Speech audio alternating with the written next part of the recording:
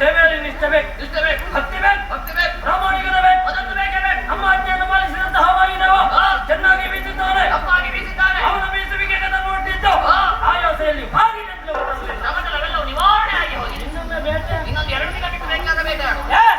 ಒಮ್ಮೆ ಏರಿದ ಮೇಲೆ ಮತ್ತೆ ಇಳಿಲಿಕ್ಕೆ ಉಂಟಾ? ಮತ್ತೆ ಏರಿಸಿ ಆಡು. ಹೌದಲ್ವ?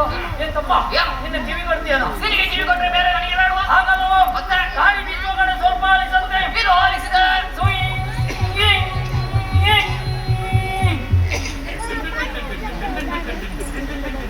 ಏನದು?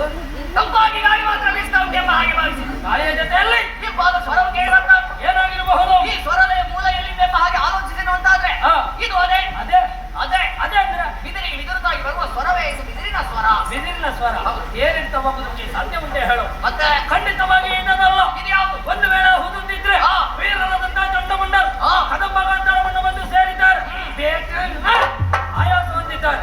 ಅವರ ಆಯಾಸವನ್ನು ದೂರೀಕರಿಸುವಂತಹ ಉದ್ದೇಶದಿಂದ ಕೋಗಿಲೆಗಳು ಪಂಚಮದ ಇಂಚರದಲ್ಲಿ ಹಾಡುತ್ತಿರಬಹುದೇ? ಕೋಗಿಲೆಗಳು ಪಂಚಮದ ಇಂಚರದಲ್ಲಿ ಹಾಡಿದ್ರು ಹಾಡಬಹುದು, ಆದ್ರೆ ಇದು ಕೋಗಿಲೆಯ ಸ್ವರವ ಅಲ್ವಾ? ಕೋಗಿಲೆ ಹಾಡುವುದು ಹೇಗೆ? ಹೇಗೆ?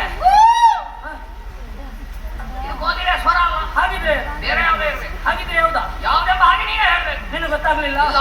ನನಗೆ ಗೊತ್ತಾಯ್ತು. ಯಾವ್ದು? ಇದು ಬಹುಶಃ ಅವಳೇ ಅವಳೇ ವೀಣೆಯ ಪಿಡಿದೀರ್ಪ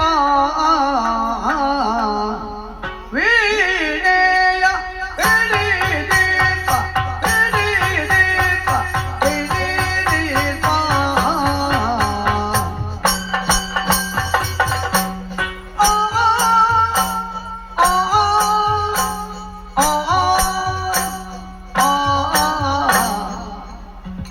ಆ